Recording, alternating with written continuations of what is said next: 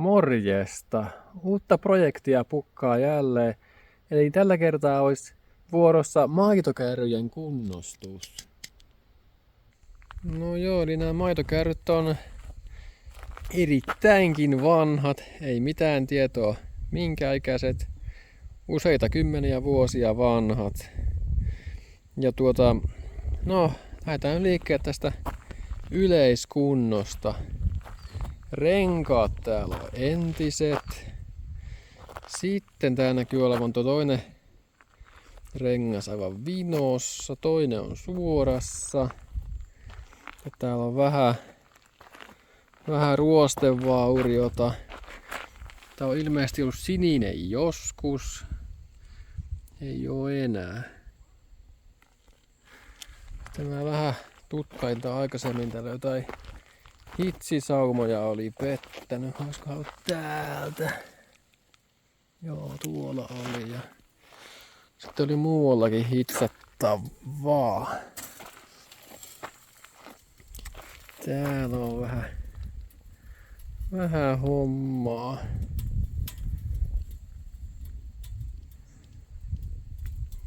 On tää vissi ollut aika hyvällä käytöllä joskus. Eli ideana olisi saada tämä taas toimivaksi. Tämmönenhän nyt ei hirveästi maksa, mitä mä katoin, niin reilu 100 € on tällainen uusi. Mutta eipä tämä kunnostus kumminkaan niin älyttömästi tuu maksamaan, että sitä ei kannattaisi tehdä. Ja kumminkin tämmöistä kärryä tarvitsee aina johonkin siirto-operaatioihin sun muuhun, niin tää on erittäin kätevä ja äkkiähän ton patentoi vaikka mönkiään kiinni, jos pitää saada jotain isompaa siirrettyä. Tosiaan tässä on tää pahin ongelma tästä. Pitää tätä suoristaa. Mut muuten tämä onkin aika simppeli homma. Mä en tätä ajatellut entisöijä. Tää on ollut sininen siis joskus. Mut mä ajattelin, että vetän tää vaan kymmenviileesti mustaksi. Sitten mä käsittelen nuo puut nuo jollakin en tiedä, jollain petsillä tai öljyllä tai mitä nyt mä nyt keksinkään tuohon noin. Niin. En mä niitä ainakaan maalaa kumminkaan. Se on kiva kun syyt näkyy ja eihän se tämmöisen oikein sopiskaan. Mut lähdetään tätä purkaa ja katsotaan mitä kaikkea me joudutaan tekemään. Vanteet näyttäisi olevan suhteellisen suorassa, eli niitä ei tarvitse uusia. Ainakaan näillä näkymin. Toivottavasti. Otetaan ekana nuo renkaat tuolta pois. Tästä löysä sinne jo. Oli ihan vaan 19 milli muttereilta tuolla.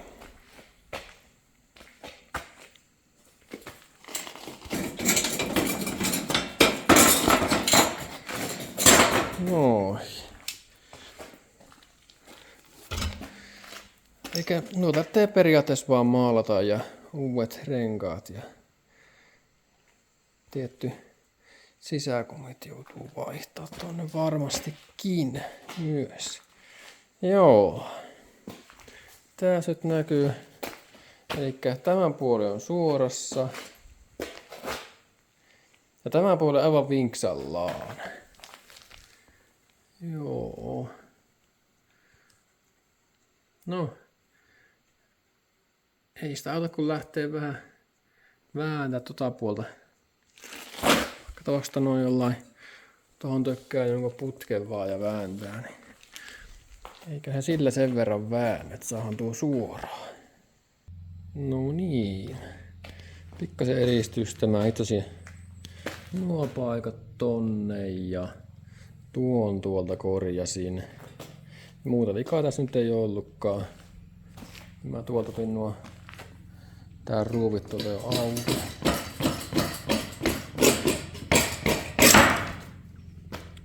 Noin se lähti. Sitten seuraavaksi Me voitais periaatteessa jo maalata tätä näin.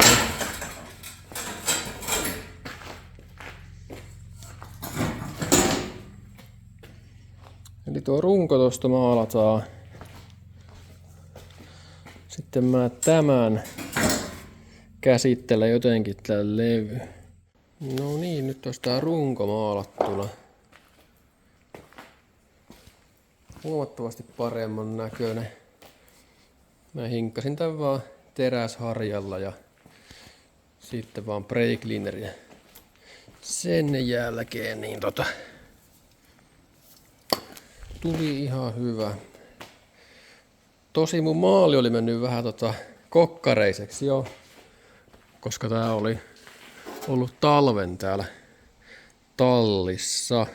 No, tämmöstä Mastonin hammeria käytiin.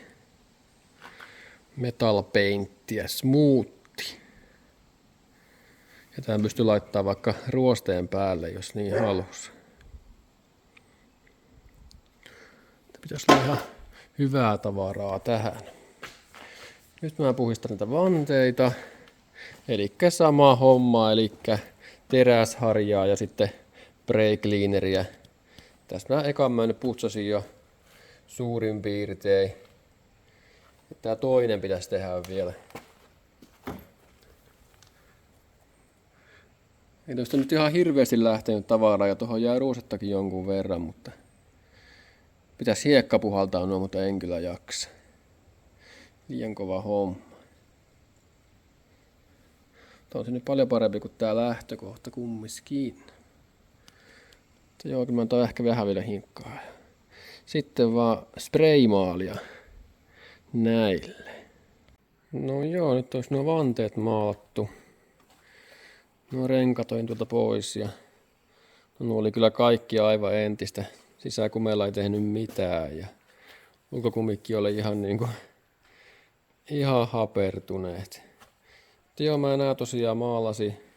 Mä maalasin nää ihan sillä pensselillä suurimmaksi osaksi, koska ne oli niin pahasti ruosteessa. Ei ollut oikein valinnanvaraa, että oli pakko tehdä tuolla kunnon mailla. Ja sitten muihin paikkoihin, mihinkään en päässyt käsiksi pensselillä, niin laitoin ihan tämmöstä jotain perus Mastonin spreitä. Ei näistä ihan priimat tullut, mutta ei se nyt haittaa. No, mutta nyt ne on mustat niin kuin ne kuuluu ollakin. Noista pinnoista en kyllä tiedä, enkä noista navoista tai keskiöistä, että minkä väriset ne on ollut, mutta no nyt ne on kokonaan mustat. Sitten voidaan, että nuo kuivaa ja ei tää jostain nuo uudet renkaat ja sitten voidaankin tämä tästä kasata. No niin, nyt alkaa näyttää jo joltakin. Eli mä tuon pohjan tosta öljysin. Eli tää oli jotain perus terassiöljyä. Laitoin siihen pari kerrosta. Sitten mä nämä kiinnikkeet tästä kanssa maalasin. Pitää ne tonne pohjaan pistää seuraavaksi. Juu. Ihan hyvän näköinen tuli. No niin, ja nyt sekin olisi kiinni. Yes. Sitten vielä renkaat, niin sitten alkaa olla. Tää rengaskoko on 26x2-1,5. Ei, tää on vähän harvinaisempi koko. Tässä tosiaan näkyy vähän tää renkaan kunto. Mutta joo, pitää tämmönen koittaa etsiä jostakin. No niin, nyt olisi renkaakin täällä jo paikallaan. Eli tähän löytyy hyvät renkaat Piltemasta. Näissä olisi jännä koko, eli nämä on tämmöiset MTP-renkaat. Eli nämä oli niin kuin 54-584, 27,5 tuumaa. On tuo koko. Aika jännä koko. Sitten polkupyörän letku. Tää on varmaan se sisäkumi. Joo, niin letku. Joo, tämmöset tosiaan tuli sisäkumeiksi. Ihan niillä perus auton venttileillä näillä Schrader vai mitä nää onkaan. Justi mikä on se Schrader, en minä muista. No kumminkin tää mikä on autoissa. En mä nykyään laita enää ollenkaan niitä Dunloppeja, eli mikä oli ennen se yleisi. Eikös nääkin ollut Dunloppit, jos mä en oikein muista nää. En tiedä miten vanhat nämä edes oli, joo. Ja noita ei vissiin enää nykyään oo edes paljon. Mitä koira etsii? Eikä tee pahuksia, eikai. Juu. Ja nuo oli jonkun maastopyörärenkaat nämä, että ei ollut katupyörän kumminkaan. Ne oli vähän tommoset isommat, niin. Ja nuo oli vaan joku 11 € kappale, niin ei ollut paha hintaiset. Niin ja tosiaan mä laitoin sinne vielä sitten nää vannen nauhakki tietty. Mutta nämä oli turhan kapeet. Että näitä olisi saanut laittaa 2 melkein rinnakkain, että olisi ollut hyvä, kun ne on niin leveät nämä vanteet tässä kumminkin loppujen lopuksi, kun vertaa vaikka pyörän vanteisiin, niin näähän on selkeästi leveämmät. Siis jos vertaa normipyörärenkaisiin. Mutta joo. Ja oli muuten aika tiukat laittaa. Piti pari rengasrautaa ottaa, että sain nuo väännettyä paikalleen. Oli sen verran jäykät.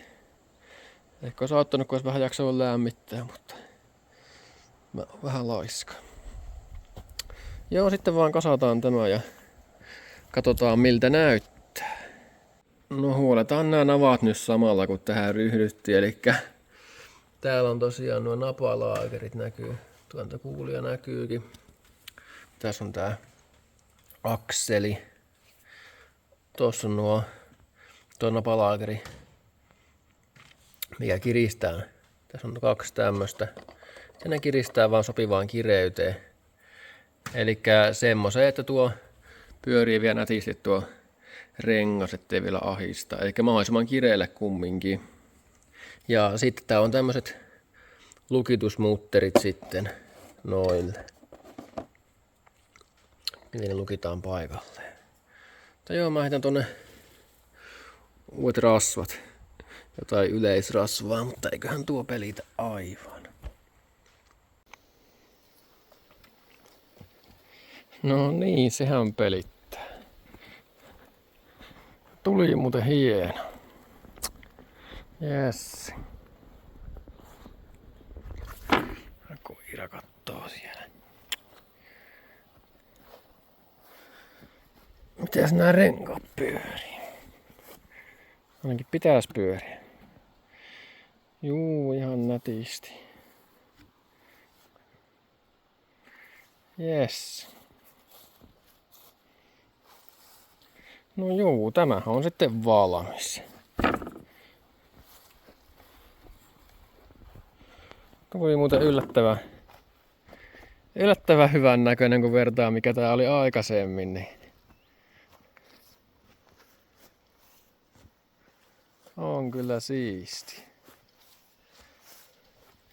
Jos mähän ton rungon tuosta suoristin, mutta on kumminkin nuo renkaat niinku ihan pikkasen sisäänpäin niinku vinossa, mutta ehkä se kuuluu ollakin. Näissä, että nuo renkaat niinku, näissä on niinku kamperia vaan jonkun verran. Tosi hyvin sopii tuo väri justiin. Mä öljysin ton puuosan tästä. Ja liikkuu niinku aivan niinku ei mitään. Yes.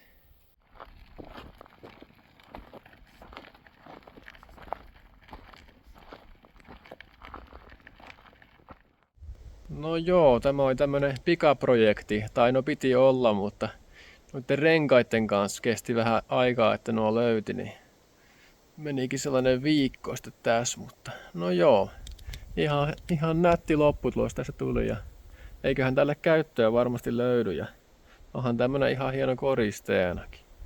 Mut juu, eipä tällä kertaa tämän enempää. Morjens!